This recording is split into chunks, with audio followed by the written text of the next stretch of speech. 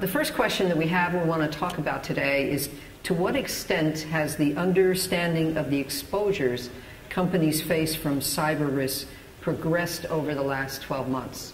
So I'm going to start with Simon on this question and let all the panelists comment as well. But Simon, what do you make of that question? Thank you. I think we can be very encouraged in what we have seen, in as much that there is a significant amount of individuals getting to grips with these exposures. It is often helped by the fact that there are headlines in the newspapers talking about a data privacy breach or maybe a nation versus nation cyber threat. So there are plenty of examples of what can go wrong with computer networks to make people believe that there is a significant risk there. But what I would say is that whilst there is undoubtedly greater understanding of what is going on, the level as to what is happening is generally slow.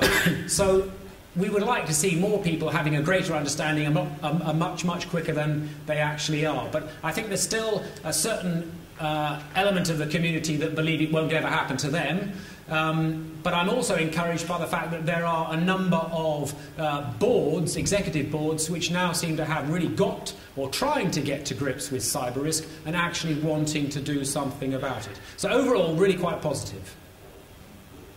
I'd agree. I mean, I think it's one of those areas where, definitely depends on which regulatory regime, you're under. I think some of the more mature markets, the US, for example, this is, an exposure that, has been around in a significant way for around about 10 years. And over that time, it's gone down. It's sort of flowed down from the larger companies all the way through to the middle market and the SME sector. And when we talk about in the last 12 months how much development there's been, I mean, there certainly is more and more understanding each year because, this is an exposure, this is a change, the landscape changes very quickly. The sorts of exposures that companies face.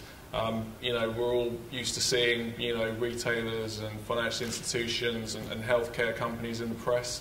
But, this year, we're starting to see, utility companies taking, for example, a much greater, attitude towards the exposures that they face and, state-sponsored attacks, all these sorts of things. So, I think we definitely are heading in the right direction, and some of the lighter touch regulatory regimes, are just at the start of this curve. Jacob, I'm going to ask you, are company directors underestimating the likely impact of IT security and cyber exposures, which contribute them to either not purchasing insurance or not making it a risk priority? I think to some extent, definitely. It really depends on the size of company, the type of company. But if we take the UK SME market as an example, a lot of them don't have chief information officers or chief information security officers or maybe even an IT director. So for those companies, there's a significant reliance on either themselves as the company director to pick up on these exposures. They might not have time to do this.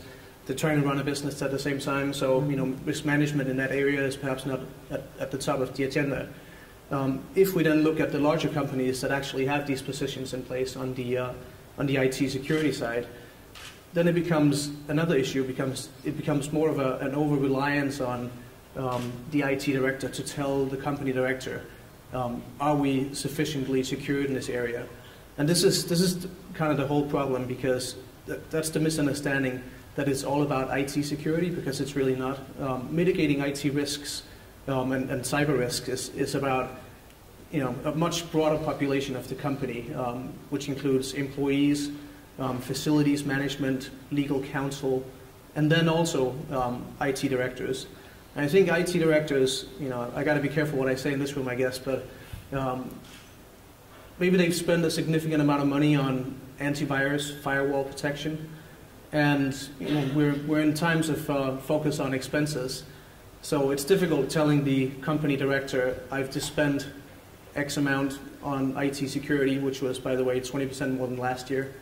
However, we still have massive exposures we haven't protected ourselves against. And I think it's, the company director probably needs to have a broader look at who he involves in those conversations, and I think that's an eye-opener.